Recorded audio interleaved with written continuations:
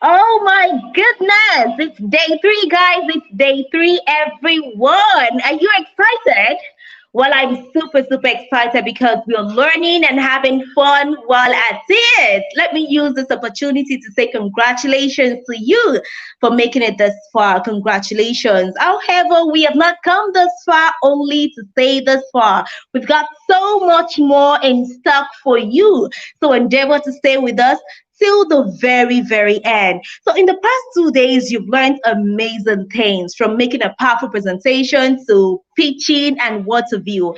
However, if you do not learn how to effectively manage your emotions as well as the emotions of others, all the skills you've learned in the past 2 days might not be very useful to you. It is on this premise that we will be talking this beautiful afternoon emotional intelligence. And the person who's going to be doing this for us is the delectable, versatile, and highly experienced professional. I'm going to tell you pretty much about him. Now, his name is Abiodun Olofin. Abiodun Olofin is a chemical engineer and oil and gas professional with over 20 years of industry experience.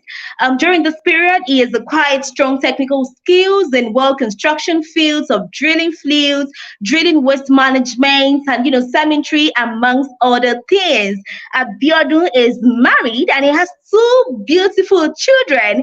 Distinguished ladies and gentlemen, if your hands are not busy, I know you cannot clap right now, but then I want to see the emojis. I want to see all the love. I want to see everything in the comment section. Please make warm welcome our trainer for this afternoon, Mr. Abiodun Olofin. Hope you're clapping. I want to see all of them. Clap. Let me see them. We're Sabi people, right? Yeah, I'm not seeing the love yet. If I don't see all the love, all the emojis, I'm not going to bring him on board. So I want you to just say hi to him, appreciate him for coming. I want to see. I'm not seeing you guys yet. Oh, awesome. Yeah, that's just joining. Awesome. So I want to see you guys. Let's have more people join before I officially make warm welcome Mr. Abiodun Olofin. Awesome. I can see you all now. You guys are the real deal. Great. Okay, so because we've spent quite a number of time, just go straight to bringing on board Mr. Abiodun Olofin. Over to you, sir. Yeah, good evening, everybody.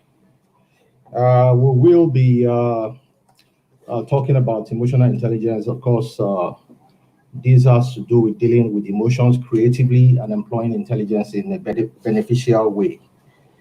As you have already been informed, uh, the every other courses or trainings that you've taken on the past couple of days will not have the full impact without being emotionally intelligent. And that's why we will be taking these and trying to drive home the importance of this. So I'll go straight, because of time, we'll go straight into the presentations. Uh, of course, all our lifetime, we have our formal education, we have uh, taking on intellectual learning. We go to school from primary all the way to university. But one thing that's been a common denomination or a common denominator is that uh, not education, not experience, not knowledge or intellectual power could serve as adequate predictor of success. So of course, as I said, all our lifetime we are self-improving from primary to secondary to university level, some time postgraduate studies, but all that will not guarantee you success. And then, of course, the concept of emotional intelligence has been found to be the missing link. Why your formal education does not guarantee you success. I'm going to give you a very good example or share with you a very good example to show the essence of what I'm trying to talk about here. Uh, there was a woman called Lisa Nowak, an American astronaut, in 2007. She, of course, got admitted to be an astronaut in one of the Apollo mission to the International Space Agency. And of course, to be an astronaut is something that takes a lot. You have to be 90% in all your tests or examinations. You have to be an excellent pilot. And then on top of that, you are one in a million, maybe like 1,000 people are trying to get in there. For you to get in there, you are just one in a million. It's something that takes a lot of competition. And this lady, Lisa Nowak, was, of course, taken in. That means she was very intelligent for her to have been admitted to NASA.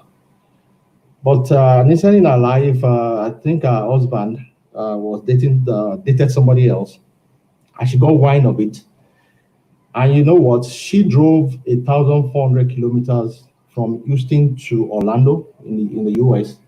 That's a distance of 1,400 kilometers to go and accost this woman that was said to be dating her husband. Of course, in the process, she attacked the woman, and she was actually going to kill the woman, but she got arrested before she carried out the plan. And that, of course, effectively ended her career because, of course, she was arrested for attacking the woman, and the NASA got to know about it, and they terminated her appointment. So you can see where this comes in, where emotional intelligence comes in. She's a very brilliant woman, but at the end of the day, just an incident as well, you could call it simple, but of course, it's something that evokes a lot of emotion. She couldn't handle it. She ended up in jail for that. So, emotional intelligence is a skill that's harder to identify and measure. It's, of course, highly misunderstood. People see it as charisma or being gregarious, which are all positive state of mind. Being charismatic means you are warm with people, but that is not emotional intelligence. It's I mean, of course, when you are charismatic and gregarious, those are innate behaviors. Those are innate or inborn tendencies. It's either for emotional intelligence, it's either you have it or you don't have it. And of course, some people are born more emotionally intelligent than the others, but it's something that can be improved. Research shows convincingly that emotional intelligence is more important than IQ, especially in leadership roles. Good decisions are made using self-knowledge and emotional mastery. Emotional intelligence, or EQ, is a sine qua non of success at work and in life. Sine qua non, of course, means something that's extremely necessary for success at work and in life. So EQ can help leverage all the intelligence, education, and experience stored up over the years. All your primary school studies or secondary school up to university, you need emotional intelligence to leverage all that. So that tells you how important this is all about. So this presentation is going to be in two parts. We're going to be talking about we're going to be delving into what EQ is all about. And then we'll also talk about how to improve your EQ. So basically, it will be in two major parts. So we'll go through what is EQ. It's the ability to recognize and understand emotion in yourself and others, and your ability to use this awareness to manage your behavior and relationships. As I've already said, it's very distinct from intellect, and there's no connection between intellect. Intellect is your ability to learn. We are born with it. So, I mean, some people have high IQ and some have low IQ. It's ability to learn, to understand how fast you are. You may have low IQ and you are still performing very well, but it will take a lot of effort from you. Some people will snap it up very fast, and that's it, because they were born like that, unlike emotional intelligence, which is something that is learnable. So IQ is, of course, it's inflexible. You cannot improve on it. EQ, on the other hand, is highly flexible, and it's a skill that can be learned. So EQ is the foundation of a host of all critical skill, and it's been known to account for 58% of performances on all types of jobs. So it impacts everything you say or do each day because it's connected to your emotion. So employing a unique blend of reason and feeling achieve the greatest results. So we'll now try to investigate where this is coming from. Where is reason? That's the battle between reason versus feeling. Feeling basically is talking about emotion. There are 5 ways or 5 avenues through which we contact our world as we know it today. And that's through your nose, which is your smelling faculty, your hair, you taste and touch things, and all these they send signals through your body in the form of electric signals to the brain. Then they pass through a limbic system, which is where emotions are produced before reaching the place where you can logically reason things out. So the journey ensures you experience things emotionally before you can reason things out. So I'm sure you understand the journey I'm talking about here. It's all about how does emotion gets generated? Where does it start from? So of course, your 5 senses is what contacts the world, the external world. And it's where everything emotions get developed from. And the part of the body that manages emotion is where that signal first gets to before you can reason things out. So, of course, we have a daily challenge of dealing effectively with emotion, which is critical for human condition. Our brains are hardwired to give emotions the upper hand. You are more likely going to react to your emotions than to reason things out. That comes naturally because those 5 faculties or those 5 aspects of our lives touches once you get in contact, either what you hear or what you smell or what you taste. Those are the things that triggers the emotions. And our brain, first of all, it first takes on these emotions. The part of the brain that manages emotion, which is the limbic system, is where the signals first gets to before you can say you want to reason things out. So, of course, the communication between your emotional and rational brain is the physical source of emotional intelligence, EQ. Reason versus feeling. One of these two will always control your behavior. Every time. If you feel maybe you are feeling hungry, of course, you want to eat. Immediately you stand up, you look for food. But you could say, okay, well, I don't want to eat right now because I'm fasting. So you are reasoning it out. You are thinking that you are bringing another thing entirely into the equation. You are thinking first and not just reacting to the hunger. So emotion can help you and can hurt you, but you have no say in the matter until you understand and master it. So what we're going to be talking about is essentially to understand first, and then we have the strategies to manage them. So in this battle, our brains are hardwired to give emotions the upper hand, and that is true all the time. And we'll go on to identifying your emotion. By the way, I'm not able to see your comments, so I will have to be once in a while. I will go out of the presentation to see if there's been any questions, so I can answer them as we go along, or I could leave them until the end of the whole presentation. I think it would be better to leave them to the end of the presentation, and then I can read your comments or questions. So identifying your emotion. There's a lot of things being said about emotional intelligence. There's been talks and sensitization, but up to now there remains a global deficit in the understanding and the management of emotions. In fact, by some studies, 36% of the people are able to accurately identify the emotion as they happen. as in real-time identification of your emotion.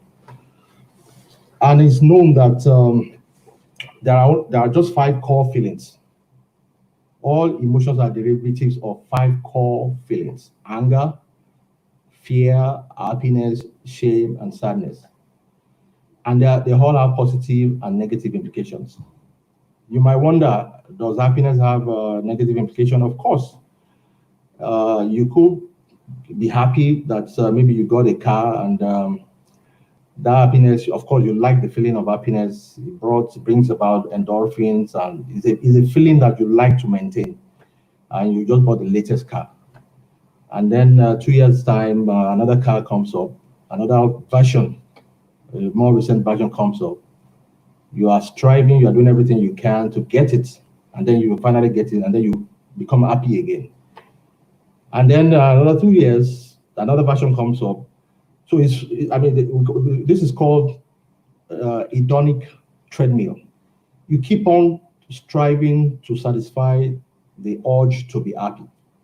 And then over time, you see that you cannot keep up. And then it turns to something else. It turns to anger. It turns to, feeling of dissatisfaction.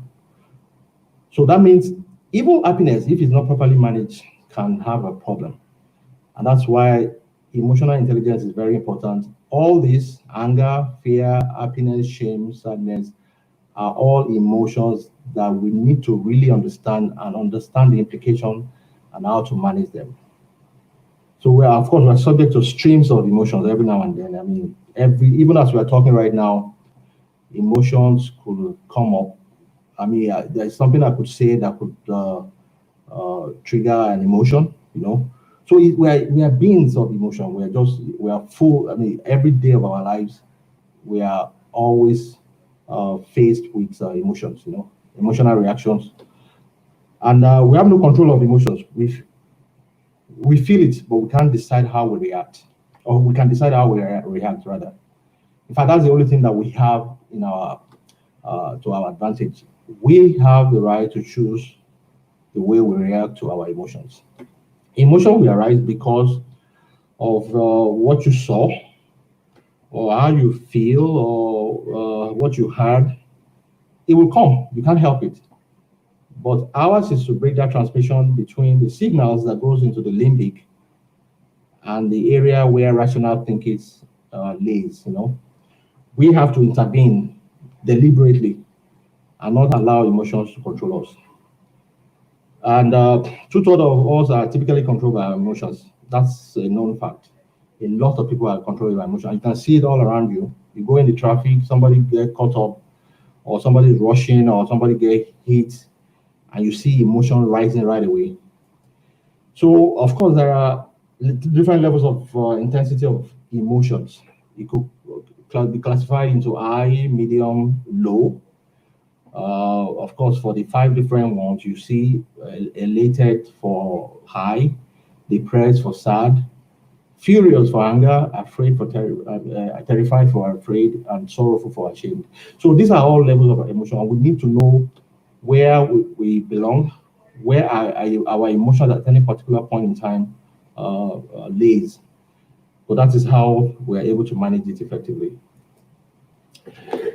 Before we go on to more details on the definition of emotion, we need to talk about something very important, which is called emotional hijackings. Of course, these are moments when emotion controls behavior by reacting without thinking. Oh, sorry. When you react without thinking, typically they are more intense when it's the emotions are on the very intense side of the equation. The more intense your emotions are, the greater the likelihood that they will dictate your actions. So the table I showed you earlier, the last slide, when your emotion is on the high side, I'm talking about the intensity, they are more likely going to hijack you. In other words, they will control your behavior, and you will hardly have time to bring reason into it. So, of course, when you are emotionally hijacked, the only way to take back control is to use your thinking, your thoughts. Use your thought to take back control from the hijack. This is basically done by reasoning with yourself until the paralysis subsides. Thoughts is the only weapon that you have. Of course, it will not completely eliminate it, but it keeps emotions from hijacking your behavior. It keeps it in check. So, as I said previously, just for emphasis, reactions to every event is always an emotional one. That is a known fact. Every event, So humans have no control over this part of the process. You do not control the thoughts that follow you do control the thoughts that follow an emotion. That's the area where you play the game. That's the area where you have input. You have a right. You have full control of your thoughts. So when you are under an emotional hijack, you can think how to get out of it by thinking positively. So you have, of course, you can react. I mean, you can when somebody say something nasty to you, you could react emotionally and burst out with anger and everything. But you can also decide. That decision is what I'm talking about here, the thoughts. So of course, you have to know first that you are emotionally being hijacked. That awareness is where you now say, okay, I'm putting a stop to this. I'm going to react differently, not my normal way. And that is where this comes from. That lady that talked about, Lisa Nowak, I'm sure if she had sat back and just given it a little thought that, okay, well, if I went down to Florida, to Orlando, Florida, to accost this woman that was said to be going out with my husband, what impact? I mean, is it the fault of the woman, or shouldn't I rather discuss that with my husband? Or if values allows her, maybe she could even opt for divorce instead of going to the extent of going all the way to Orlando to fight the other woman. So these are where thoughts comes in and helps us to fine-tune our behavior correctly and effectively, so that we can be emotionally intelligent. So of course there are trigger events that generates emotional reaction in us. Different people have trigger events. Some people, they are due to issues that occurred in their life, or maybe when they were young. You can imagine a girl that was raped when she was young by a man that has a lot of beard. Of course, if she ever gets into a situation where she's alone with a man with a lot of beard, it could trigger the emotion she has about raping. So some of those things are so in depth. They are so deep in our heart or in our life that they need to be specially taken care of. You need to be specially studied to know how to tackle them. Of course, matters of life and death are certain to induce temporary emotional hijacking. If you are in the middle of a terrorist activity, of course, fear is going to take you over. But even with that, you need to still take it over. You need to take over from fear and use your rational thinking to take yourself back from that hijack so that you can think effectively and possibly save your life from such a situation. So understanding the four skills are involved with emotional intelligence, which you need to understand. Of course, there's the personal competence and the social competence. Those are the two competency that needs to be developed for you to be emotionally intelligent. The first one, personal competence, is all about you. You have to be self-aware of yourself, and then you self-manage your emotion. The other is social competency, which of course relates to when you are in a one-on-one relationship, or one and maybe a lot of people that maybe you are people who you're working with in your office, And of course, the relationship management takes into consideration the other three: your self-awareness, your self-management, and social awareness. So those two competencies, we're going to be looking at those skills, which are the self-awareness, self-management, social awareness, relationship management. These are the areas where we are going to look at the strategies to understand or to develop emotional intelligence. First of all, let's talk about self-awareness, the ability to accurately perceive your emotions in the moment and understand your tendencies across situations. This basically is all about you should understand yourself. What do you tend to do when emotions you are triggered in the moment by your triggers, or maybe by one of those five senses, something you feel, something you are seeing, or something you are feeling, you're hearing. Those are all areas where triggers develop from. Of course, self-awareness is a foundational skill of personal competency. You need it before you can go on to the other one. That's what I meant by foundational skill. You've got to have it. Otherwise, you cannot manage it.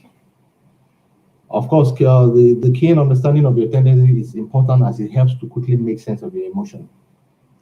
If something gets you going emotionally, those are your tendencies, and you need to understand them. You need to know, because once it comes in, once it kicks in, that's when you can really understand what's going on. But you have to have that reality that, okay, this has kicked in. I'm going through this emotion. You must accept that you are now being controlled by emotion. And then that's when, of course, you now use thoughts, thinking, to take yourself back. Of course, when you are self-aware, you keep your emotion from holding you back. That's where self-awareness is extremely important. So you should, from time to time, spend time thinking through your emotions. Figure out where they come from. What are your triggers? Why are they there? And you have to go all the way. You have to go to the foundation to fully understand what is causing this emotion. Otherwise, you will not be able to fully tackle and manage it. And then, of course, you need to understand why something gets a reaction out of you. Time spent on self-reflection keep you from doing something regrettable. I have to keep on going back to Lisa Nowak. What she did, I'm sure by the time she was arrested, she must have thought it through. I mean, this is an astronaut, top notch, 100%, one in a million. But she allowed emotion to destroy her career. Of course, I mean, she, after the incident, after the jail time and everything, she wasn't going to be admitted back in NASA to continue with astronaut career. So emotions are reaction to the world around you. You should manage it, or and not the other way around. If you don't manage it, it's going to manage you, and it can be very destructive. And then the second of the competency is self-management. Ability to use your awareness. Now you are now aware. I told you the first one is self-awareness. Now, after self-awareness, which is a foundation skill, you now use your management, ability to use your awareness of your emotion to stay flexible and direct your behavior positively. Of course, as I said, it depends on your self-awareness. Once you have the foundation of self-awareness, you can now manage to go forward. Managing emotional reactions to situations and people. These are bound to happen. And then you tolerate uncertainties as you explore your emotional options. Tolerating uncertainties mean those things that trigger you can come up anytime, and you have to be prepared for them. And then your tendencies. When you are afraid, what it does to you. Those are your tendencies. So real results come from putting your momentary needs on hold to pursue larger, more important goals. If you can place the big picture in front of yourself, your very important goals, it could help you also to manage those tendencies. If you know that your promotion depends on being able to speak in front of a large crowd, and of course, once you get to the front of a large crowd, it triggers emotions. You start getting fidgety, fear and all that. then maybe it's time for you to focus on the big picture that you need to get promoted. Of course, it's not at that point you'll be managing those emotions. It's something that you would have put in place systematic means of managing such emotions. So, of course, once you understand and build comfort with your feeling, the best course of action will show itself. Those feelings of those emotional feelings or tendencies, they are you mustn't see them as a bad thing on its own. Or if you want to learn from them, you must accept them that that's who you are, and then walk. That I mean, you walk uh, in the direction of doing something about them and managing your thoughts to I mean to in the positive direction so as to overcome such emotions when they stay at their heads. And then we go on to the social aspect, which is of course means something outside of you. The self-awareness and self-management is all about yourself. Now you are going outside of yourself. This ability to accurately pick up on emotion in other people and understand what is really going on with them. This is also a foundational skill of social competency. It's just like self-awareness. This you need to have social awareness before you can manage a relationship properly. Of course, it's all about consideration for other parties' perspective. You know, in social awareness, it's not about it's no more about yourself. It's more about the other person or more about the group you are dealing with. The key to social awareness is focusing on others instead of on yourself, so you can be more effective. Of course, for self awareness, that is all about yourself. You want to understand the underlying emotions that makes you tick, that triggers you, that tries to put you in a frenzy. But in social awareness, it's all about the other person. Of course, both of them together makes the complete man. So of course, about active listening and observing. Those are very important elements of social awareness. When you want to observe, of course, you have to stop talking, stop anticipating the point the other person is about to make, stop thinking ahead of to what he's going to say, be non-judgmental. In other words, allow people to express themselves and be an active listener. Listen, and while you're listening, you are checking all the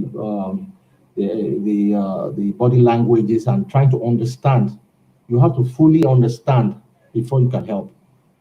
And of course, when when the other party is going through emotional distress, it's calling for a need which you need to meet. You are trying to meet the need. Of course, you have to practice watching people as you interact to get a good sense of their feeling and thinking. You know what an anthropologist is? He is focused, is with his microscope trying to go back way back in history about maybe some soil that is dug up from maybe a thousand feet under the ground, trying to see what those soil says about 1,000 years ago or 500 years ago, trying to be to absorb very critical information. So when you are trying to be socially aware, you are working more like an anthropologist. You are trying to absorb critical information about the other person or about a group. And then the final one is relationship management, which is basically an ability to use awareness of your own emotions and those of others to manage interactions successfully. You tap into your abilities in the first three emotional intelligence skills, talking about self awareness, self management, as well as social awareness. So ensures clear communication and effective handling of conflicts. It helps to do that. And of course, it seek and cherish solid relationship. Of course, when you understand people and it's when you understand people and you know how to treat them, it helps for good relationship, for solid relationship. And then when there's a weaker connection, the harder it is to get your point across. For you to get anything from anybody, you have to have a relationship. You can't see somebody for the first time and you are trying to asking for something. If you've not, at least build a relationship, even if it's for 5 minutes. Get some get to know each other to some extent, and then you can ask what you wanted to ask. So that means relationship is very, very critical to having. Don't want to use the word our way, but to be able to get our point across. So of course, relationship is a product of quality, depth, and time invested. When you invest quality time and in depth uh, time with the other party, that is when relationship can be built. So we've talked about the four skills involved in relationship, in building our EQ skills. Going back again, that's self-awareness. You need to be aware of yourself, know your limitations, know those things that triggers you, and then you go to self-management. That means how to manage those things, your emotion, those things that tends to give you emotional distress. And of course, you need to understand the other party's emotion. Talking about social interactions with people. And finally, we need to have a really way of managing relationship after you are socially aware. All right, now we'll go to we talked about everything we've talked about so far in this presentation is what is emotional intelligence. Now we are going to how to be emotionally intelligent. I will. Okay. I'll go over the action plan first before we go to the strategies to be involved, to be engaged. Practicing emotional intelligence ensures constant flow of traffic between your rational and emotional centers of your brain. This road must be well traveled. In other words, every time emotion is arising, which with self-awareness you can detect, you will know that okay, you are getting emotional. It is a time for the rational thinking, the rational part of your brain to kick in. And that's why we're talking about keep this road well traveled between the limbic, where emotions are formed, and your rational brain. So there must be flow between these two part of your brain at all times. The more you think about what you are feeling and do something productive with the feeling, the more developed the pathway becomes. The pathway we're talking about here is EQ, emotional intelligence. So you practice emotional intelligence strategies repeatedly before they'll become yours. It's all about practice, practice, practice. You have to practice those items we're going to be sharing just now, and that is where success comes in. It requires tremendous effort to get a new behavior going because it's a behavior. You're developing an habit that will now turn to a behavior. But once you train your brain, it becomes a habit. Each time you succeed in practicing the emotional intelligence skill strategies, the new pathway is strengthened, and there is no stopping because there is no middle ground here. It's either you are improving or you are getting worse. You are either getting better or you're getting worse. There's no stopping. There's no halfway. Where you stop and you don't move forward. There's no stagnancy. You cannot be stagnant. So you either work on it and keep improving, or you get worse. So it cannot be overemphasized. It's practice, practice, practice all the way. So we start with the self-awareness strategies. And the first one here is that you should quit treating your feeling as good or bad. Whatever feelings you have, don't place them in the basket of good or bad. But what it does to you is that it makes you, just as we all are human beings, we like something that is good, we don't like the bad. It makes you not to dig deeply into it and understand why you are feeling that way. So you should avoid the mistake of putting your emotion into the basket of good or bad. You should accept all emotion and try to understand where they are coming from and what is generating them. That's the only way you can improve. That's the only way you can do something about them. Um, and then you observe the ripple effects from emotions. Observing the ripple effect from emotion means when you have when you have showcasing an emotion, anger or whatever form of emotion, you should think about the effect it is creating to people around you. I mean, you could get mad suddenly with your son. I mean, or maybe your daughter was there at the time, and you show so much anger. You know what impact that would have created in the mind of your daughter that's witnessing the way you are showing anger to your son. Of course, it could send jitters down the spine of those children. So our emotion have ripple effect, whether it's a relationship between husband and wife, and then the children are seeing it. Those are ripple effects. So it's very important we are aware of this and understand them completely, and lean into your discomfort. This, of course, takes from number two, which is about maybe, no, sorry, number one, which is about good or bad. Those things that are really discomforting to you, those emotions that are very discomforting to you, those are the ones you really lean towards. You need to work more on them. You need to understand them fully. You need to understand their triggers. You need to understand where they are coming from because that is part of your self awareness. You need to know yourself, know what is it that is causing it. And you also need to feel your emotions physically. Physically means sometimes when you are getting emotional, you actually get some evidence of that emotion physically before you start feeling it in your mind. In other words, you need to understand what the physical evidences are when you're getting emotional.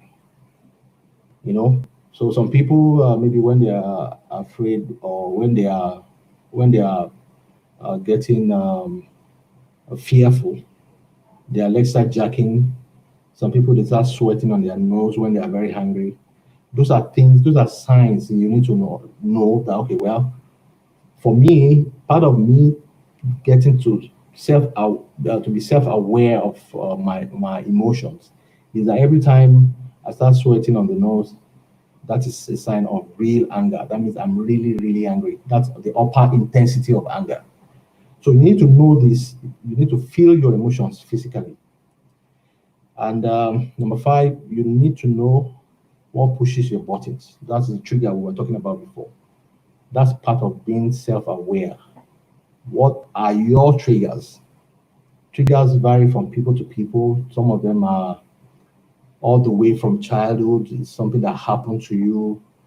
It's some sensibilities, some things that happen to you that nobody else knows. But you are the one that can dig deep down and see and understand. Because it's until you understand those buttons, that's when you can be really self-aware. And if you are not fully self-aware, you cannot do something about it. Number six, watch yourself like a hawk. We all know what a hawk is. It's a bird that flies way, way up in the sky and has a very good view, 360 view of the ground, and is able to see clearly while people are on the ground, maybe chicken and the other stuff are walking back and forth on the ground, and other animals or organisms that hawk feeds on, is able to see them very well. So that's the same way you have to be to yourself. You need to step out of yourself and look at yourself. What is it that gets me going? What are the things that triggers my emotion? And those are part of the activities you need to do to be self-aware. You need to know yourself, and that is when you can do something about it. You can also keep a journal about your emotions. You can write them down. Every time you get triggered, you can write down what are those things that triggered your emotions. How did you react to such? And maybe also go the third step of what you can do about the emotion, what you can do differently to how you reacted the first time. Don't be fooled by a bad mood. Don't say, oh, you're feeling a bad mood and it's one of those things, like it's a regular thing. Bad mood are something you need to dig deep into. You need to understand where they're coming from. Don't just leave it as one of those things and go ahead. If you want to have a better way to manage bad mood, then you need to understand what your bad mood, what are the things that are involved. And you don't want to be fooled by good mood either. Just like I said before, hedonic treadmill. Those things that makes you happy sometimes may not be the best for you. If your happiness is derived from external sources, like maybe what you bought just now, or a new car that you just bought, a new house, or whatever, then that means at some point the basis for that happiness will go, and you go back to square one again. So you need to understand the source of your good mood and manage it just the same way you will manage the bad mood. And you should stop and ask yourself why you do the things you do. Everything you do, your reactions, your emotions, ask yourself, put a stop and just wait and think. Stop and ask yourself, why do you do those things? Those are ways to help you to be self aware. It helps a lot to stop, ask yourself why you do the things you do. Sometimes you need to visit your values to really understand what are your triggers. Because if you have a value, you have something that you hold very strongly to, and you are doing contrary to it, of course, being a very strong value, you're going to react emotionally to that. So, in other words, why do you want to do something that is against your values? So, from time to time, you need to really understand your values and understand fully well that you don't want to do things that will go against those values so as you don't get emotionally hijacked. So it's very important to align your values with the way you react to your emotions. Because it's all about reaction. How do you react to your emotions? Do you quickly stop it or nip it in the bud before it takes you over and use your thoughts to bring it back to the way you would rather have it? So that's very important. You need to also check yourself from time to time. Checking yourself is almost the same as maybe watching yourself like a hawk. This essentially is talking about when you dress up sometime, you need to check yourself. Why did I dress up like this? Does it have an underlying emotional effect? Could it be because of the way I was feeling? Check yourself. Check why you do things. Check your dressing. Check the way even the way you drive sometimes. It could have some underlying emotional effect. So it's good from time to time to do a self check. And then it's also good to, one of the ways to be self aware is to also support your emotions in books, movies, and music. Every time you are reading a book, every time you're watching a movie, look for those characters that resembles or that acts out your your emotions, the way you've been doing, the way you've been feeling. Look for them, and it could help you to identify some emotions you cannot even describe. You know, some emotion you cannot really fully describe, but when you see it in the movie, then you relate to it because it's all about knowing what are your sensibilities, what are those things that makes you, or your tendencies, what are those things that you exhibit when you are being emotional.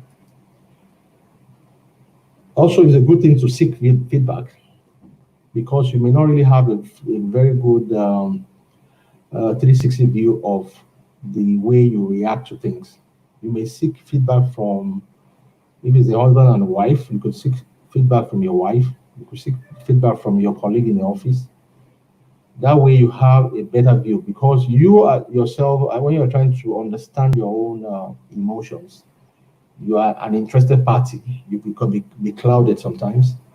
So sometimes you really need feedback from your friends. Let them tell you what they think about you, and that will give you a full 360 view of your self-awareness, how you can really describe yourself, who you are. And of course, you need to get to know yourself under stress. Not everybody can go through stress. You need to understand the tendencies when you're under very serious stress. How do you react to stress? What are the things you do under stress before you can manage stress? So these 15 strategies are all about self-awareness.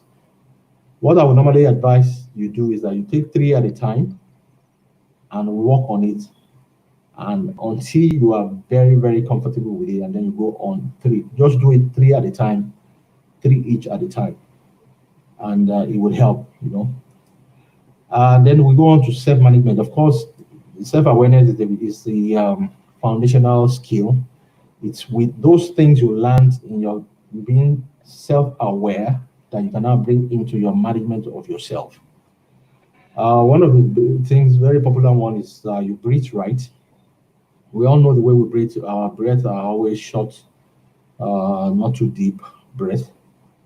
But it's been known that for you to function very well, you need oxygen, a lot of oxygen. Of course, oxygen is what keeps all the body organs alive. And when you breathe, the oxygen that you take in goes to manage all the organs of the body, and I think maybe about 20% of it goes to manage the brain.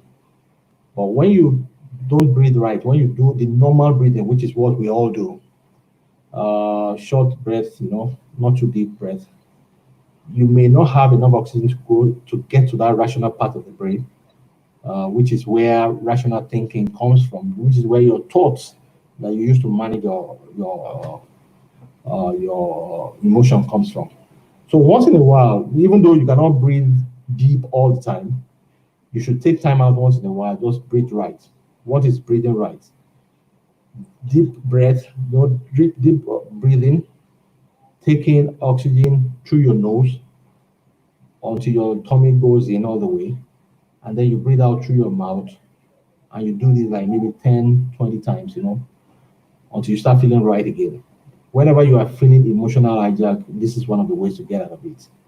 You breathe right. Yes, The sir. oxygen. Um, Sorry, Yes, so we have just few more minutes to round up this particular session, as we have another one very shortly. If you could please just run them through the highlighted points. okay, all right. So, okay, with very limited time, I will not be able to speak about everything. So, I will just run through all of them just now, just to get you. Some of them you are very familiar with, like count to 10, sleep on it. Sometimes you need to just close it when you are having some challenges about managing yourself. Keep it in the cooler for a while and sleep on it. Maybe by the time you come back, you're okay. You smile a lot. I mean, when you smile, it brings about some of these these feelings, good feelings, that helps to manage your emotions. So you set aside some time for problem solving. Take control of your self-talk. Self-talk is what every now and then, every time we're talking to ourselves, we're always thinking and talking to ourselves.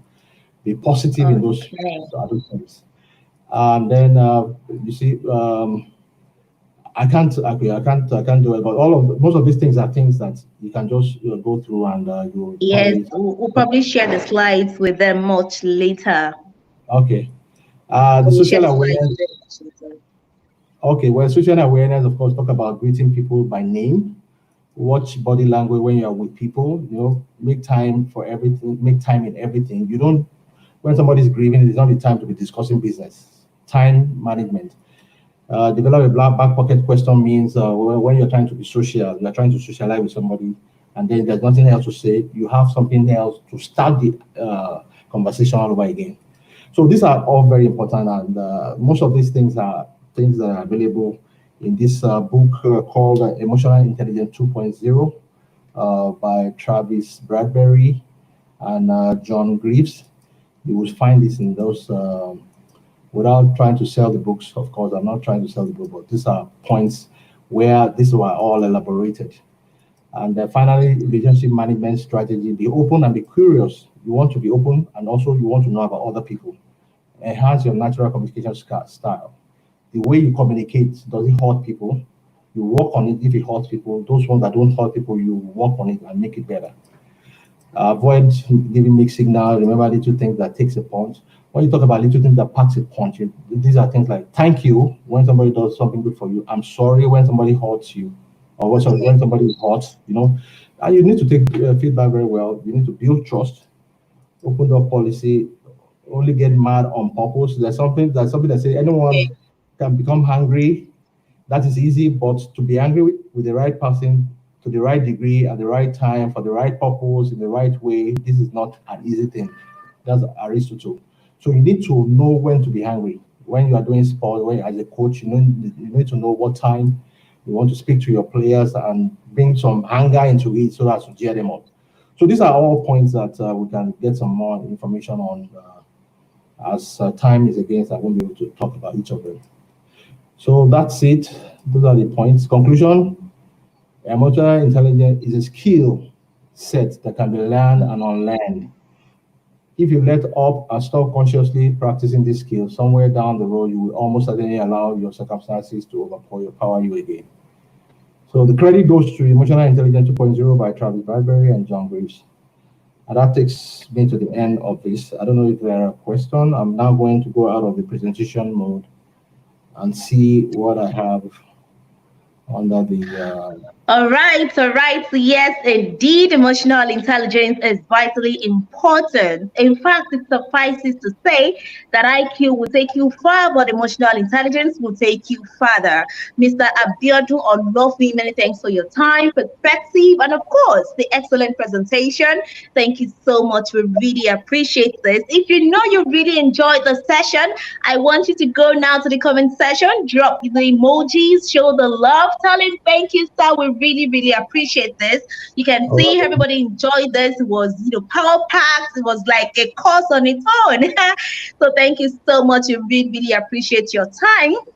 And let me use this opportunity to say that you can share. Unfortunately, we won't be able to take any questions because of the time. We have another session by 5:30, and people need to rest to get prepared for that particular session. However, let me say that you can share everything you've learned here, so far on social media. Make sure you share and use the hashtag SAP2020 Skill Factory Africa, and of course, Skill Factory Africa. Yes. So, sir, you want to say something? No, I just want to thank them. I can see they all appear to really like it, and I'm really impressed. Yes, they actually they enjoyed the session. They did enjoy it. So please don't forget, make sure you're following Skill Factory Africa on social media platforms. Make sure you're sharing, make sure you're tweeting, make sure you're using the hashtag SAP2020 Skill Factory Africa, and of course, Skill Acceleration Bootcamp.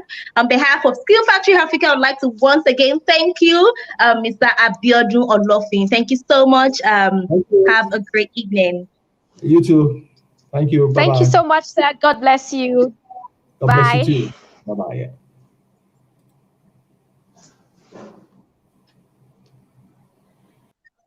So guys, we've come to the end of this particular session. Don't forget, we had another mind-blowing session by 5:30 today.